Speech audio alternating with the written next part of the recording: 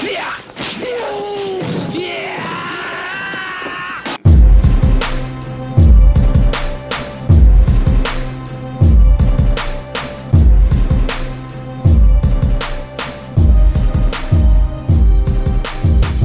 everybody, welcome to the newest episode of Capital of Combat. The name says it all. I'm Cain Branch. Rob Jarrell. And today we got a doozy of an episode for you. What we're going to do is we're going to recap Marquez Bradley from last Saturday. Then we're going to preview Alvarado-Ruslan Provodnikov from this weekend. And then we're also going to preview UFC 166, which features Cain Velasquez defending his title against Junior dos Santos in a rubber match. So we got a lot coming for you, and we're going to get right into it with the Timothy Bradley Juan Manuel Marquez fight. Now, if you haven't seen it, check it out. They're going to play it before the Ruslan-Provodnikov Mike Alvarado fight, which is going to be a barn burner as well.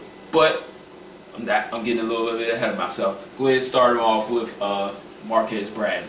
All right, so this fight was kind of a pick'em fight. We weren't really sure. Hakeem called a unanimous decision for Bradley. I say a split decision. And we also saw Marquez knocking him out. And the reason we saw that was because we saw Ruslan-Provodnikov hurt Tim Bradley. We've seen other people hurt Tim Bradley, but we had never seen anybody with the skill of Juan Manuel Marquez hurt Tim Bradley. And we thought if that happened, he could finish him. But it never happened. Sorry to cut you off. Keep on going. Oh, that's all right, because I feel good when I was right. Bradley did win by a split decision. He fought a good fight, a smart fight. He did not get into any kind of brawl with Juan Manuel Marquez. He utilized his jab, and he utilized the entire ring to outbox Marquez. That sounds weird, but he did outbox Marquez. He was able to establish that jab and nullify the counter right hand from Marquez, which is his bread and butter. I will say this, when he did step in to engage Marquez, Marquez did fire off punches fairly rapidly, but you could start to see his age. He looked like he was starting to tire. He was not as athletic, so following Bradley around the ring probably took a toll on him. And Bradley did land some shots, some good shots to the body, I might add. So he, strangely enough, outclassed Marquez in the boxing department, and unfortunately Marquez complained about the decision as he was cheated, and this isn't the only time that he's done that apparently, aside from the Pacquiao fights. Outside of the Mayweather fight, which everybody and their mother knew he lost and he knew it too, anything remotely close he feels he won, which he's in the ring, he's fighting, he is entitled to that opinion, and the crowd booed the decision because it was a 98% Marquez crowd. But we really have to tip our hat to Tim Bradley because he just outboxed a known master boxer. And I'll tell you how now. One of the things he did was he controlled distance, not only with his jab, but with his footwork. He engaged Marquez when he wanted to. He stood back, and there was a lot of times Marquez tried to counter, and Bradley was not there. That's another good thing on Tim Bradley's part. And in the pre-fight breakdown, I mentioned that he leads with his head a lot, which would open him up to Marquez's counter shots and uppercuts. And what he did, he still led with his head, but he led with his head at an angle which took away Marquez's uppercut. That's some brilliant stuff right there that you really can't teach. That is one of those things where we said Tim Bradley has that je ne sais quoi, that just he finds a way to get it done. That was an adjustment he made. Every time he came in, he would come over this way and throw the right hand in a looping manner. So Marquez had to look out for that. He couldn't really see his head over here. And when Marquez did throw right hands, Bradley would roll it rather than taking it. Like, you know, Floyd rolls punches off of his shoulder. Bradley rolled it off of his chin. It was, that's a very old school style. Like, if Rob throws the right hand, he turned with it and took the impact off of it rather than absorbing it, which most people do. That is another thing that you can't teach. You can't teach somebody to take a right hand like that. I mean, you can, but it's not advisable. You teach people to keep their hands up. Another thing Bradley did very well. He kept his right hand by his chin. It never got lower than his chest. And when he went in to work with Marquez, a lot of those left hooks and uppercuts were blocked by Bradley's right hand. It was a masterful performance by someone who is not known as a masterful boxer, so we have to give him that credit. And now Marquez landed the harder shots, but Bradley got in some good ones of his own. You got the feeling that everything that happened in the fight was because Bradley wanted it to happen. That is ring generalship. He displayed it textbook style, and while Marquez may be upset, he'll probably go back and watch the tape and say, hey, you know what? I have to give it to him. He did a great job. Or he could just say, I still won the fight, but hey, that is his opinion. He wasn't a judge. Hats off to Tim Bradley. It's interesting to see where he goes from here, because he's probably either going to fight the winner of Pacquiao-Rios, or a lot of people want it. I would love to see it. Bradley versus Mayweather Jr. That's a good matchup. And you're talking about two guys who's in, well, one in our top 5 pound for pound list, and probably most people's top pound for pound list. One of the 2 best boxers in the world in the same division. We don't really get to see that often, so we're looking for that to happen. Or again, maybe him versus Pacquiao, Rios, Mike Alvarado, or if Provodnikov wins, that fight too. Yeah, rematch. And unfortunately, we probably won't see Bradley and Mayweather because they were different promoters. But we can't get too mad because they have that same thing in mixed martial arts. You know, if someone is really good in the UFC and you have someone really good in Bellator, take the Ben Askren GSP situation. We can't find out who's the best welterweight because they're in different promotional companies. And the only way they're going to fight is if one of them joins the other company. So, I mean, that's how it is. Sometimes promoters get along. It's a lot better in boxing because the promoters can cross-promote. They don't do that in mixed martial arts. So, you know, we'll just have to hope for the best. We hope either Tim Bradley can buy out that contract, or Floyd and Bob Arum and Richard Schaefer can all get over their differences and come to the table together and make it happen. I don't see it. Yeah, I don't see it happening. Let's move on. Now we're going to talk about this weekend's live fight between title holder Mike Alvarado and challenger Ruslan-Provodnikov. Now, in this fight, Provodnikov is coming back down from 147, where he fought Tim Bradley, to challenge for Alvarado's title that he just won from Brandon Rios. Go ahead and break it down for him, Rob. All right, so you have a guy who can brawl but can box in Mike Alvarado. This fight's being held in his hometown in Denver, Colorado. And then you have Ruslan-Provodnikov, who is the power puncher from Russia? Yes. Siberia, I believe, actually. Yeah, I believe Siberia That's well. Even more hardcore than Russia. You're going to see, what we're looking out for here is Mike Alvarado going to be drawn into a brawl like he was in the first Rios fight, or even the second Rios fight where he went to brawl and then switched to boxing and kind of cruised in later rounds, outboxing Rios and staying out of his wheelhouse. This is a much more dangerous fighter as far as power, and he really does not want to get caught in Provodnikov's wheelhouse. If you don't know, go back and watch the Provodnikov-Bradley fight, and then you'll know what we're talking about. Oh yeah, Provodnikov is a powerhouse. I mean, if you've seen him come up on ESPN Friday Night Fights, as we have, you've seen him land some very solid, thudding, hard punches on guys, and if he doesn't get you out of there early, he will wear you out. He had a problem with Mauricio Herrera, who is a boxer, and Tim Bradley, who is a boxer. So he does have a little bit of problems with cutting the ring off and cutting angles, but if you stand there in front of him, you are playing, give the pun, Russian roulette, because he will put your lights out. And Alvarado has shown a decent chin because he took some good punishment from Brandon Rios in both fights. Even though he was stopped in the first one, it took Brandon Rios a long time to get that stoppage. So I'm looking for Alvarado to start off boxing, get lured into a brawl, taste that power, and then go back to boxing and pull out a decision. Yeah, he's going to have to use his boxing ability and his athleticism and advantage and speed against Provodnikov, because Provodnikov is not very athletic.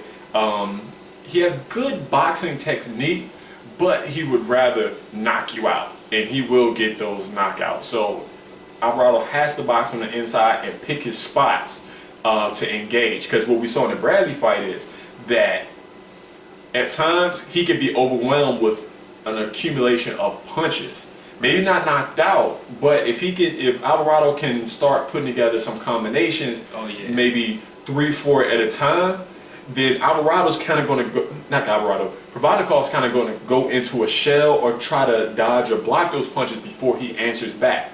Now, he can punch with Alvarado, which he did with Bradley, and that's where Bradley got hurt. But if Alvarado engages and comes back to the outside, then he has a chance. Right. And I forgot what I was going to say, but this should be a very good fight. A lot of people are calling for a Fight of the Year candidate.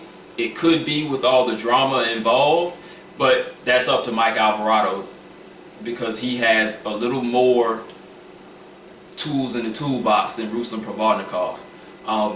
So enjoy that fight. It'll come on right after the replay of Bradley-Marquez. That's a good night of boxing. And then we also have UFC on pay-per-view. Now, this is a very good card. We have some very good matches on here, one of which is Gilmer Melendez versus Diego Sanchez. I'm really looking forward to that one. I've been a fan of Diego Sanchez. I watched him on the first Ultimate Fighter. He hasn't really gotten up to the level that someone who will win that show was expected to, but there's only been 2 real champs from that show. So, right. You know, that's neither here nor there. But then they have another good fight between Roy Nelson and Daniel Cormier, who is looking to go down to light heavyweight after this. He really wants John Jones, and he doesn't want to fight Cain Velasquez, who is in his camp. So, you know, that's understandable. There's a belt out there for the taking. He can go take it. But he's got a great fighter in Roy Nelson in his way. So that's going to be another good one to watch. And, I mean, it gives, with this win, it does put him in contention to fight John Jones, because he actually is running out of challengers at this point. Right. While he might have a rematch with Gustafsson, Daniel Cormier presents a different set of problems, because he can definitely wrestle and he can definitely bang. It's just, can he make the weight at 205? He claims he can, but that remains to be seen. Right. And then outside of Glover Teixeira and Alexander Gustafsson, maybe Phil Davis, but yeah, John Jones is running out of people down there. Daniel Cormier throwing into the mix. We get a new, fresh set of challenges. So let's talk about the main event, which is the rubber match between Cain Velasquez, the current champion, and Junior Dos Santos, the former champion. In the first fight, we had Junior Dos Santos knocking Velasquez out within the first minute, so we really didn't get to see either guy. In the second fight, we had a dominant performance by Cain Velasquez in the rematch, and everyone was wondering, you know what happened. In this fight, we're really gonna see who the better man is. We see that the one-punch knockout power is on the side of Dos Santos. He has plenty of one-punch knockouts and some kick knockouts as well. That's right. Cain Velasquez has plenty of knockouts as well. I think the only ones that happened really, really fast were the Bigfoot Silva ones. He finished off Brock Lesnar pretty fast. If I'm not mistaken, that was the second round. Okay. I haven't seen, I watched that fight like once. I wasn't a big Brock Lesnar fan. Go figure. But the thing that we feel is going to separate these two guys is what they have in their toolbox. You want to go into that a little bit more, Rob? So, Cain Velasquez, who I am a big fan of, is an All-American wrestler.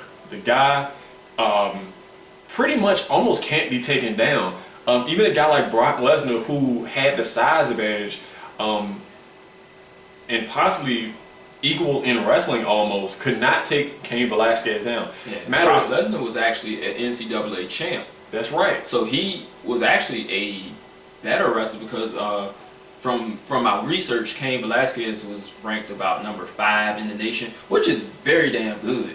Out of that many wrestlers in the country? But Brock Lesnar was the best. So his pedigree was a little bit higher, but when it mattered, it didn't work. Yeah, Cain Velasquez just showed he didn't have that super I'm Diesel muscular strength, but he had such great functional strength. He was able to stuff the takedowns by Brock Lesnar and pretty much toss him to the side. I don't think Brock Lesnar was kind of really ready for that strength and athleticism that came from Cain Velasquez. Then he had great technique.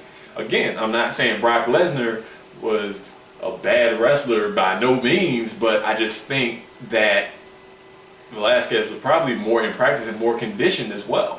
To be a heavyweight, Cain Velasquez has great conditioning. Oh yeah. Most heavyweights don't really last in the ring. They tire out by maybe the end of the second or third round. Right. Cain Velasquez can go all 5 rounds and not feel fatigued at all. Yeah, easy. And in the second fight, you actually saw that versus Dos Santos, right, who is actually extremely muscular. But I think he tired out in the second round, and he was just kind of pressured the rest of the fight. Yeah. Junior Dos Santos is a very explosive fighter. He's known for having a black belt in jiu-jitsu as well. But what I found out recently is that Cain Velasquez has belts in 2 different disciplines of jiu-jitsu. He has I believe it's like a black belt in something called guerrilla jiu-jitsu, which I had never heard of until I read that. So I gotta look that up and find out what it is, because it sounds pretty cool. And then he has a brown belt in Brazilian Jiu-Jitsu. Those are tools that he hasn't even brought out yet. Mm-hmm. So if it goes to the ground, a lot of people, even in the last fight, they were saying, you know, Dos Santos has a great Jiu-Jitsu background, but Cain Velasquez has not only a good one, he has a varied one. Mm-hmm. So it'll be good to see if it goes to that, how it can translate into the match, because as we've seen recently, a very, very good wrestler will trump a very, very good jiu-jitsu practitioner. And I think it's because of that position and body control type of things that you have in wrestling that you don't are more instilled in you than in jiu-jitsu. So I think that's where it's going to make the difference. One, Rob said the stamina, and 2, Cain Velasquez has more in the toolbox. But as we've seen, Junior Dos Santos can end the fight with 1 shot. He's done it before, and he did it in the first fight with a blown ACL. So, I mean, that's impressive. But Cain Velasquez and his team have been very intelligent to be able to neutralize his power in his hands. So I think it's going to look more like the same in the second fight. I think Cain Velasquez is actually going to drag him into deep waters and eventually take him out late 4th, early 5th. Okay. Dos Santos is a tough guy. I think he's going to make it to the bell again. But I mean, if Cain stops him, that's going to be a big statement, because, like I said, Dos Santos, though he doesn't have the better conditioning, as you saw in his last fight, he took a big amount of punishment in that loss. So sit back and enjoy that fight. You got a great UFC card. You got great boxing on. This is a great night if you're a combat sports fan.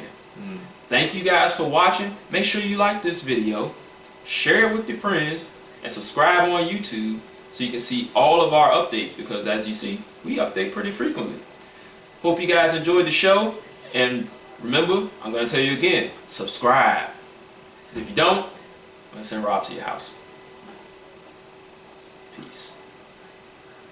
This is round one, and you've already lost. They don't seem to see that everything we've done is coming and cost. My fists are on fire, I perform till I perspire. My demons are in a rage, keep thinking that it's a game. I kick crime, hurricane. I told them I don't play, I'm liquid. Black Street Fighter.